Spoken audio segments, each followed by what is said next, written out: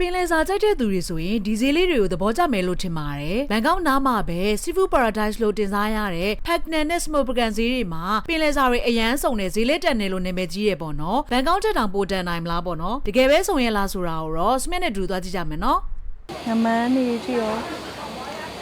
ငမန်းပေါက်လေးနော်။ဟုတ်ကဲ့နေပါခဏနေရတော့အရှင်နေပဲဖြစ်မယ်ထင်တာပဲဟုတ်တယ်အရှင်နေပူစီပေါင်းလေးတောင်ထားအရှင်လေး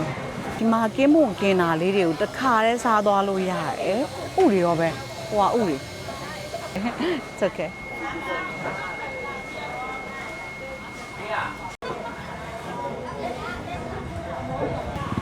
Autobus အသေးလေးပါ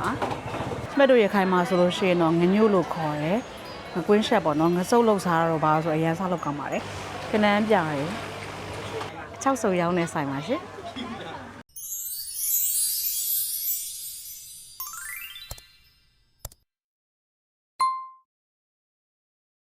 အားလုံးမင်္ဂလာပါဒီနေ့ကတော့စမူပရကန်မှာရှိတဲ့ဒီ24နာရီဖွင့်တဲ့ Pacnan Market ကိုရောက်နေပေါ့နော်ဒီ Pacnan Market အပြင်နောက်ထပ်ဟိုဘက်မှာလည်း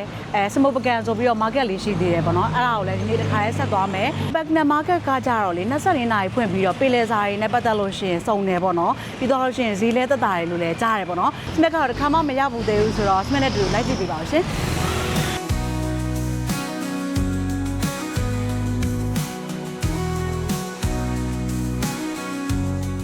ဒီဈေးကကြတော့လေအပြင်တန်းနေမှာတော့ပုံမှန်တိုင်းမုတ်ဆိုင်နေရှိတယ်ပြီးပန်းတွေဘာတွေရောင်းတာတော့ပေါ့နော်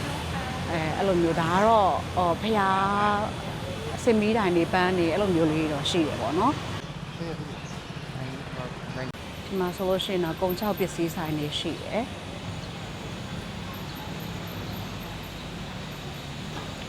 ရှေ့မှာကတော့ဒီဖျားပန်းတွေပါတယ်ပေါ့နော်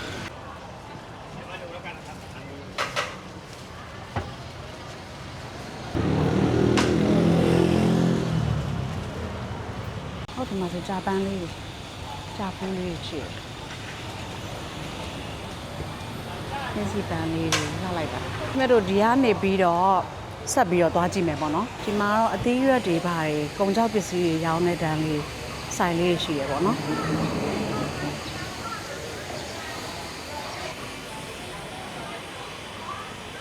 6တို့ပစုံ6တို့6ချမ်းလေးတွေရောင်းတာ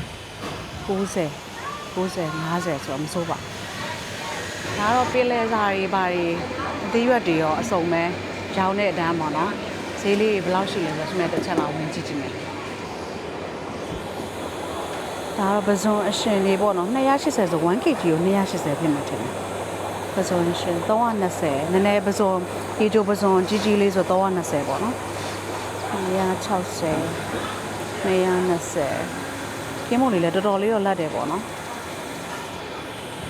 Autobus baby Autobus လေးရောဒီမှာလည်းရှိတယ်ပစုံနေ150ပေါ့နော်ဒါကြတိတ်တော့အရင်အလက်ကြီးတော့မဟုတ်150 1kg ဈေးလားဘယ်လိုလား950 950အရှင်နေဖြစ်မဲ့တယ်အဆုံးပဲ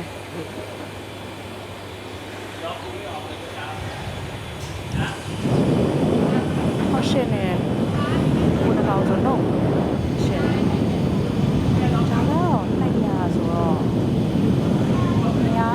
ဂျပန်လောက်ကိုရောင်းတာချင်း200ဆိုတော့သေးတော့တင်နေပြီမဲ့200ဆိုတော့မစိုးတန်တယ်ပေါ့နော်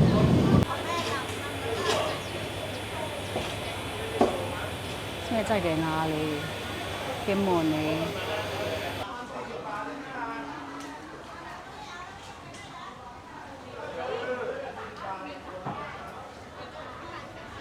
ဒီတန်းလုံးကြီးရတော့လေအသားငါးတွေရောအစုံပဲပေါ့နော်ပင်လယ်စာတွေအဓိကပင်လယ်စာတွေများတယ်ဒီထဲမှာတော့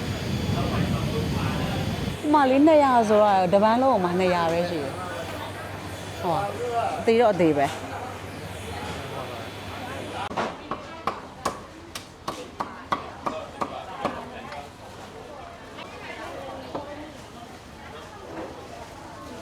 ဒါကကာကတစ်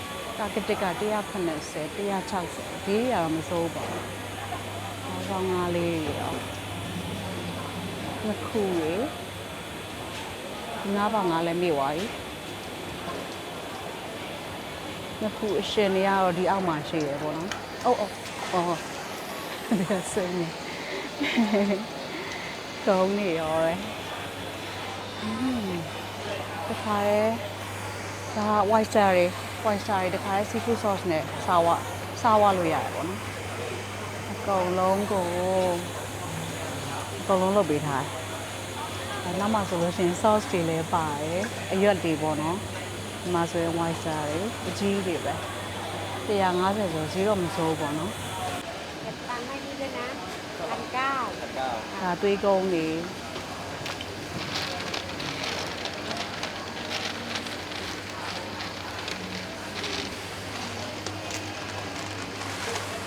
သွေးကုန်းတွေ150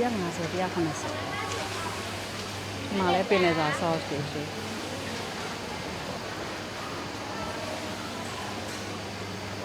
อะไรไหมจ๊ะมาไหมจ๊ะ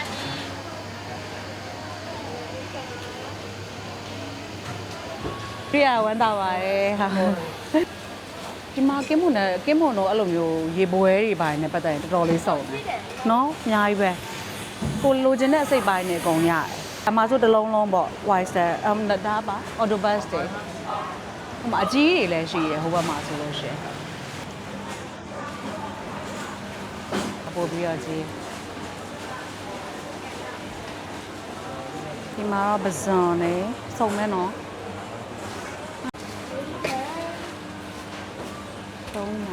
ဈေးရအစုံပါပဲเนาะအကောင်မျိုးစားပေါ်မူတည်ပြီးတော့ size ပေါ်မူတည်ပြီးတော့ဈေးကတော့အစုံရှိတယ်120ရဲ့ဟောလိုက်တာဒီမှာကနန်းသားတိတက်လေးရောင်းတယ်ဒီဘက်မှာဆိုရင်တော့သူကပဇွန်နေပေါ့နော်ပဇွန်နေအရှင်တွေတစ်ခါရွေးပြီးတော့ရောင်းတယ်အစုံမဲ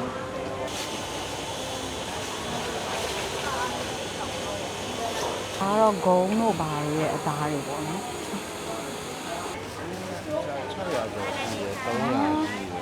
ဒီလိုအနီရောင် ဒါကြောင့်အဲ့အနီရောင်တွေကဟိုလက်ဟွာတဲ့လက်သားတွေဖြစ်မယ်ဟို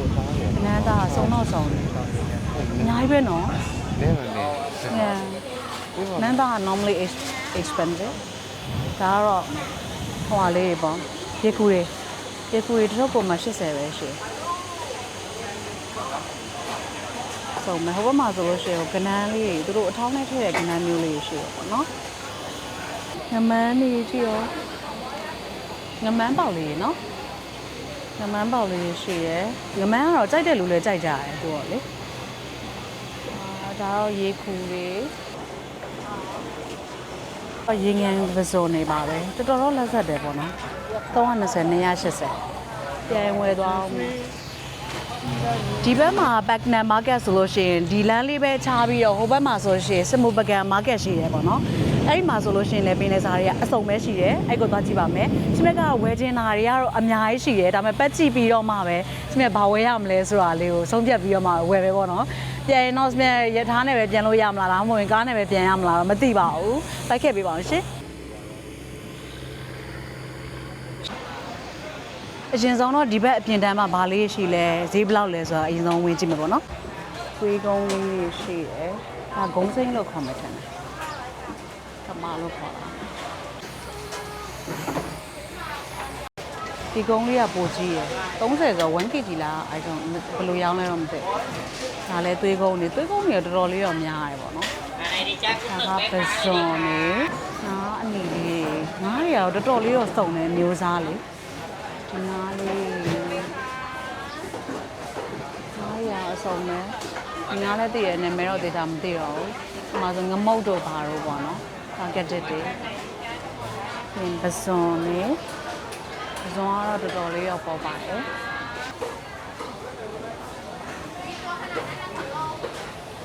ဒါအသေးတွေနော်။ဒါကနန်းသေးသေးလေးကြည့်စီရတယ်။ဒါကနန်းအပြာ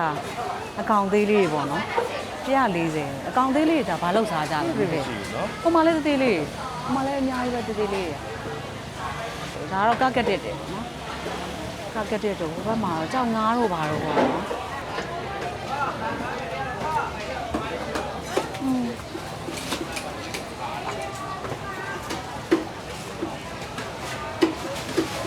ဒီဘ ဘက်ကကျတော့လက်တာတော့အရန်လက်တယ်ခိုင်းမှာတော့ငါးကအရှင်နေပို့ပြီးတော့ဝယ်ကြတာစားကြတာများတယ်ပေါ့နော်ဟိုဘက်မှာဆိုလို့ရှိရင်အကောင်လေးရ50ဒီမှာ55ပဲဆိုတော်တော်လေးတော့တန်တယ်ပေါ့နော်အမျိုးစုံပဲဟုတ်ကဲ့လက်ကတော့ပင်လယ်စာအရန်စိုက်တဲ့သူဆိုတော့ဒီလိုမျိုးလေးမြင်ရတာအရန်သဘောကျတယ်ပေါ့နော်ဝယ်လဲဝယ်ခြင်းတယ်စမစ်တို့ကဒီ BTS နဲ့လာဆိုတော့မှတ်တိုင်20လောက်တော့စီးရတယ်ပေါ့နော်ဒါပေမဲ့အဆင်ပြေရဆိုလို့ရှိရင်တော့ပြန်လို့ရှိရင်ဝယ်သွားပါမယ်အရောသီးလေးတွေကဒီမှာ20 30တဖီးကိုတုတ်တုတ်ဒီးရေပေါ့နော်ဟိုဘက်မှာဆိုလို့ရှိရင်25ပတ်ဆိုလို့ရှိရင်စမုတ်ပကံဈေးရဲ့အပြင်တန်းဖြစ်သွားပြီပေါ့နော်အဲမှာဆိုရင်တော့တီးရွက်တွေအထက်မှာငါးတွေပါလည်းရှိသေးတယ်ဒီဘက်တန်းလုံးကတော့စမြက်မြင်တာတော့အသီးရွက်တွေရှိတယ်ငါးတွေပါလည်းနည်းနည်းပါးပါးရှိတယ်ပေါ့နော်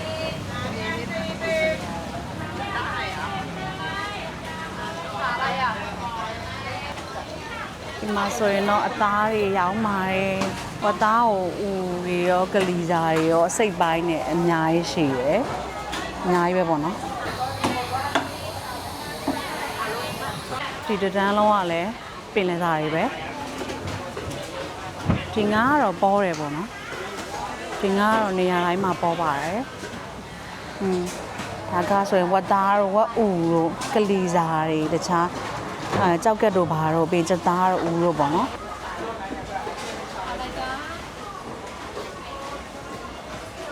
ဒီမွန်နေအော်တိုဘတ်စေချီဒါတော့ဘဇွန် size ဆုံးပေါ့နော်နည်းလက်လို့ရှိရင်ကောင်းကြီးရင်တော့ဈေးရပိုများတယ်ဒါမျိုးဆိုရင်အကောင်သေးပြီးတော့ဟိုဖြစ်တဲ့အတွက်သေးသေးလေးဖြစ်တဲ့အတွက်130ပေါ့နော်ဘာ130ငါးကဘာငါးတော့ဒီငါးတော့ဟာလေးအပြာလေးနော်နေပါခဏနေရတော့အရှင်နေပဲဖြစ်မယ်ထင်တာပဲဟုတ်တယ်အရှင်နေပူစီပေါင်းလေးတောင်ထားအရှင်လေးဒါရှုပ်ကနန်းပေါ့နော်ရှုပ်ကနန်းနေဆိုတော့ဟွာစားခြင်းတယ်ပြန်ရင်ဝယ်သွားမယ်ကနန်းမစလာချက်စားမယ်ဂျင်းတွေလည်းဒီမှာရှိတယ်ငါဂျင်းက 1kg ကို50ပေါ့နော်အဲဆိုတော့စမြဲတကောင်လောက်တော့ဝယ်သွားမယ်တောင်ယူရမယ်တော့မသိဘူးပေါ့နော်ရမ်းကြီးရဆိုလည်းမကုန်ပါဆိုလို့အဲ့တကောင်ကြီးမှာ85ပဲရှိပါတယ်ဟိုမှာကတော့ခုတ်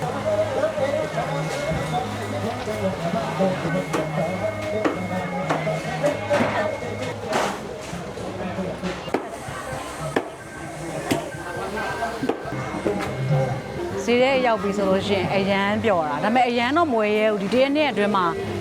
နောက်လောက်ဆိုရင်ပေါ့နော်တရက်နေ့အတွင်းမှာပဲစမက်တို့ခီးသွားမှာဆိုတော့အများကြီးတော့မဝယ်ရဲဘူးပွန်ခါ Let's go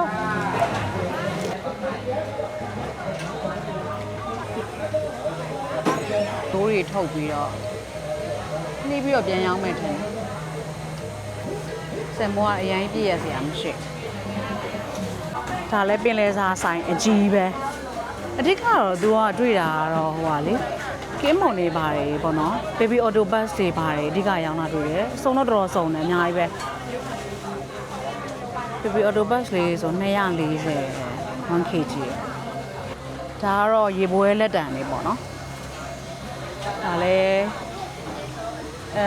ရေပွဲအစိတ်ပိုင်းနေပဲဒါကတော့ဒီဟိုက creamy မဟုတ်ဘူးဘာကြီးလဲဟိုကင်းမုံဥလေးဖြစ်မဲ့ထင်တယ်ဟိုမှာလည်းကင်းမုံဥကြီးရောဥအကြီးကြီးတွေပဲဒါလည်းဥဖြစ်မဲ့ထင်တယ်တော်ကြီးတယ်ရှင်မြတ်ကူနာပြခဲ့တဲ့ဒီကင်းမုံတွေအများကြီးရောင်းတဲ့ဆိုင်နဲ့ဒီကင်းမုံကင်းတွေရောင်းတဲ့ဆိုင်တွေကအတူတူပဲပေါ့နော်အဲ့ဆိုင်ရဲ့နောက်ကျောဘက်မှာလည်းရှိပါတယ်ဒီမှာကင်းမုံကင်းတာလေးတွေကိုတစ်ခါတည်းစားသွားလို့ရတယ်ဥတွေရောပဲဟိုကဥတွေမဒီကဟိုကင်းမုံဥလားဥတစ်ချောင်းယူလိုက်မယ်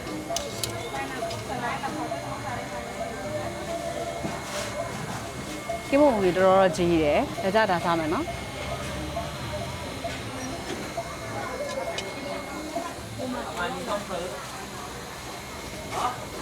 ဒါလည်း100ပဲ100နော်မနော်100ကဲဒါကြီးက100ပဲဒါ35ဘတ်ဆိုဒါလေးယူမယ်ဆိုရပါပြီဒီလောက်ဆိုတော့ပါပြီစစ်လိုက်တာ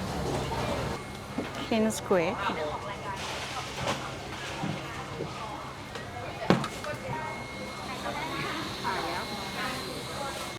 It's okay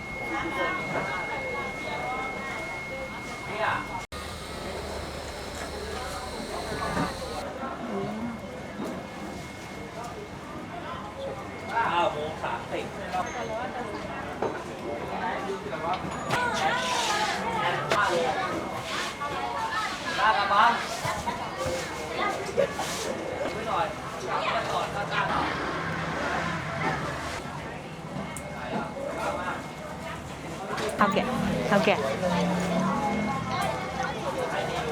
ဟုတ်ကဲ့ညီမလေး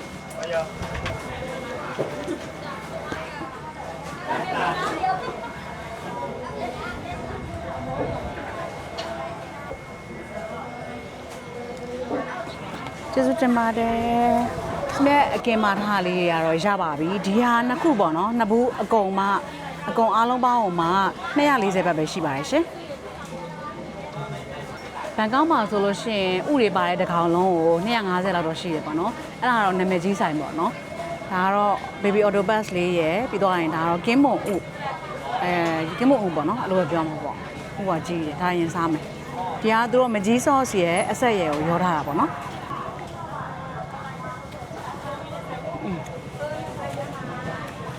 ဒါလေးကတော့ချိုးချင်းဆက်လေးမှတ်ရအော်တိုဘတ်အသေးလေးပါ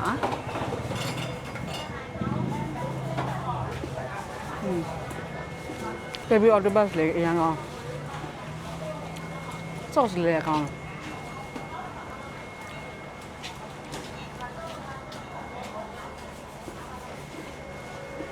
ဒါတော့အိမ်ဝယ်သွားပြီးတော့ပဲအိမ်မှာပဲတစ်ခုလို့စားမယ်လို့စဉ်းစားတယ်ဒါပေမဲ့ဒီမှာကင်ရောင်းနေတာတွေ့ရတခါတည်းအတော်ပဲပြောသွားတာပေါ့နော်ဒါလေးကတော့ကင်းမွန်တစ်ကောင်လုံးကိုဥရီအပြည့်နဲ့အမကြည့်တော့ကသူက seafood sauce တည်တတ်နေပဲလုပ်ထားတာပေါ့နော်ဆက်ရင်တော့တခြား sauce ရောပါမယ်ဥရီကတော့အပြည့်ပဲပေါ့နော်လက်လည်းတော်တော်လေးလက်ဆက်တယ်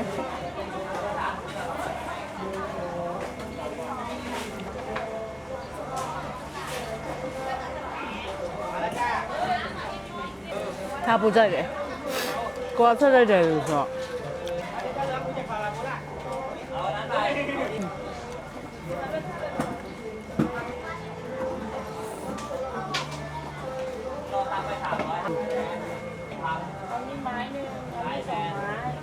တကယ်တော့ဒီမှာစားဖို့ကအစီအစဉ်မရှိဘူးဒီလိုဆိုင်ရှိမယ်လည်းမသိဘူးပေါ့နော်အိမ်နားမှာပဲတခုစားမယ်ဆိုပြီးတော့ဂျပန်ဆိုင်မှာပဲစားလာပြီးတော့မှဒီကိုရောက်တော့ဒါမြင်ပြီးတော့စားကျင်တာနဲ့စားလိုက်တာပါ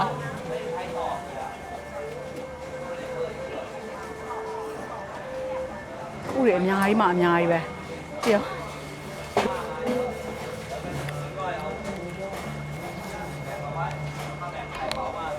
ဒီအေးရောင်းတဲ့ဆိုင်ကဒီထဲမှာရှိရဆိုတော့ရေတော့ဝယ်မယ်ရမ်းဆက်တယ်ရှေ့တပူးဝယ်လာတယ်15ဘတ်ပါရှင်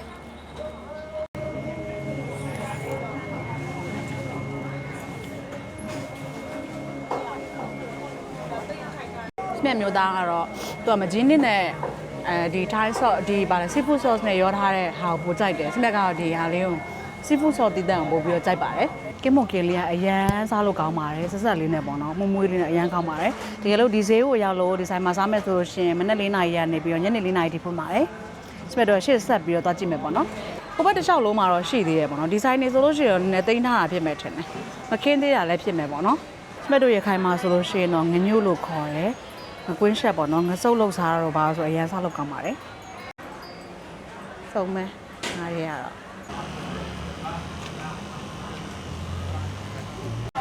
ကျမရဲ့မျိုးသားရှေ့မှာအထုပ်ဆွဲငါးထုတ်တွေဆွဲထားတယ်အသီးရွက်လေးတွေတန်းပေါ့နော်အသီးရွက်လေးရှိတယ်ဒီမှာလဲငါးတွေရောင်းပါတယ်ရှေ့ဘက်မှာတော့တွေ့ရတဲ့အတိုင်းဘာမှသိမ့်မရှိတော့ဘူးဆိုတော့စမက်တော့တခြားဝယ်စရာရှိရလေးပတ်ဝယ်မယ်ပေါ့နော်ဒီမှာတော့ပစုံတွေပါရောရှိတယ်ဒါကြတော့လေဒီဈေးမှာကကြတော့တိတ်ပြီးတော့အသားတွေမတွေ့ရဘူးပေါ့နော် seafood market ဖြစ်တဲ့အတွက်ပင်လယ်စာတွေကတော့တော်လေးတော့စုံတယ်ခုနကလိုမျိုးစမြတ်တစ်ခါစားခဲ့တယ်လို့မျိုးဆိုင်လေးလည်းများတယ်ပေါ့နော်ငញ្ញမ်းသေးတယ် ညံသီးရောအရန်လာတယ် strawberry ရောပန်းသီးတွေရောဒီကတော့စမိုးပကံဈေးရဲ့အပြင်ပိုင်းပေါ့နော်ဒီစမိုးပကံဈေးကတော့အရန်ကျယ်ကြီးရောမဟုတ်ဘူးပင်လယ်စာနဲ့ပတ်သက်တာတွေရောတော်တော်လေးတော့စုံနေပေါ့နော်စမက်တို့အခုဘက်နံပါတ်ကိုသွားပြီးတော့လူရာလေးထက်ဝယ်မယ်နည်းနည်းလေးကြည့်ပြီးရင်တော့ပြန်မယ်ပေါ့နော်ဒီမှာလဲငဖယ်ရှိငဖယ်ချစ်တယ်jellyfish ကအသေးလေးတွေ150ဒီကကျ salmon ဒီမှာကနန်းပြာတွေကနန်းပြာတွေအရှင်နေပေါ့နော်ဒီမှာတော့အသေးတွေ450အရှင်ဆိုလို့ရှိရင်800ရှိတယ်ဈေးပုံများတယ်ပေါ့နော်ဒါဆိုလို့ရှိရင်တော့အရှင်နေဒါကတော့တေးပြီးသားအောင်မှာဒီတစ်ချင်းအောင်200ပေါ့နော်တစ်ပန်းအောင်200တော်မွန်နေပါဒီမှာဆိုရင်တော့အချောက်ချမ်းဆိုင်နေပေါ့နော်ကင်းမွန်6တေရှိတယ်ပဇွန်6တို့ဘာညာရှိ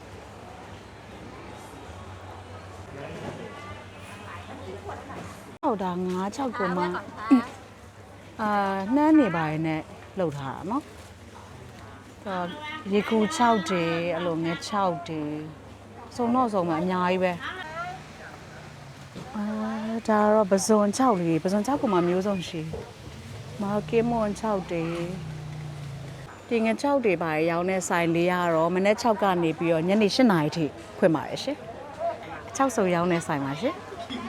သူတို့ဆိုင်ကနေဒီင6လေးဝယ်လာခဲ့တယ်ဒါလေးကဘတ်တရာပေါ့နော်သူကနှမ်းနေပါတယ်နဲ့ကတ်ထားတယ်အရသာရည်လည်းနေပြီးသားလို့ပြောတယ်စမက်ကတော့စားကြည့်မယ်ပေါ့နော်ဒါလေးကတော့စီပူလေးနဲ့ကြော်လိုက်ရုံပဲလို့ပြောပါတယ်ဒီဘက်မှာလည်းအချောက်ချမ်းဆိုင်နေရဒီဘက်မှာတော်တော်များတယ်နော်အများကြီးပဲတစ်လျှောက်လုံးကတော့တစ်ချောက်လုံးကတော့အများကြီးပဲရှိပါတယ်ထီထိုးမယ်တခုကို65ဘတ်ပေါ့နော်ဆိုရင်ရွေးလာအောင်မယ်နော်ခပ်ပွန်ကဒီမှာထီလေးတစ်စောင်ထိုးထားပါတယ်ဘတ်6တန်းပေါက်ဖို့အတွက်ဆူတောင်းပေးကြပါဦးရှင်ချိုပွဲလေးစားဖို့အတွက်လိုက်ကြည့်နေပါတယ်ကောင်းညင်းကင်လေးတွေ mango sticky rice ပေါ့နော်ဒါကတော့ဒီလိုမျိုးပေါင်းထားတာလေးပါစားမှမသိဘူးဒါကတော့ကောင်းညင်းလေးတွေရယ်အုံတို့ရယ်ကြက်သီးဝယ်ပြီးစားရအောင်မယ်နော်ဒါကတော့ကောင်းညင်းပေါင်းနေတာပါအဲ့လိုဟာလေးဝယ်ထားပြီးတော့မလုပ်တော့ဘူးအဲ့တိုင်းထားထားဒီထိုင်းချိုပွဲလေးပေါ့နော်ဒီအောက်မှာဆိုရင်အသီးလေးတွေယိုထိုးထားတယ်လို့မျိုးပဲယိုတွေဒီအချိုတွေကြတော့တိတ်မစားတတ်ဘူးဒါအုံလို့နဲ့ပေါင်းထားတဲ့ဟာမျိုးတွေကနန်းတို့ဘာလို့အဲ့လိုမျိုးအုံလို့နဲ့ပေါင်းတာမျိုးလည်းရှိတယ်ဒီဟာတခြားအချိုပွဲလေးတွေပေါ့နော်ချိုပွဲလေးပါရှင်နောက်ပါခပ်ပွန်ကတကယ်ကအစမက်တို့ဒီ Racha Dewi BTS ကနေဆိုလို့ရှိရင်မှတ်တိုင်20ပဲစီးရတယ်အဲ့ကနေပြီးတော့ဒီဘက်နန် BTS ကိုရောက်လို့ရှိရင်ဒီကို7မိနစ်15မိနစ်လောက်လမ်းလျှောက်လိုက်လို့ရှိရင်ရောက်ပြီတကယ်ကြတော့အရမ်းမွေးဘူးလာတာလည်းလွယ်တယ်အစင်လည်းပြည့်တယ်ပေါ့နော်ဒီကိုလာတာကြတော့ခီးထွက်လာတယ်လို့ပဲစိတ်လွတ်လက်လို့နဲ့ပြောစရာကောင်းတယ်ပေါ့နော်ဒီခဲတွေကတော့ဒီထိုင်းရထုံးစံတိုင်းကတော့ဒီခဲများတယ်ပေါ့နော်ဒါအာဗိုကာဒိုပါတယ်ပြီးတော့ရှင်မုတ်လက်ဆောင်ဖတ်လေးတွေပါတယ်ပြီးတော့လို့ရှင်တော့ကောင်းချင်းလေးပါပါတယ်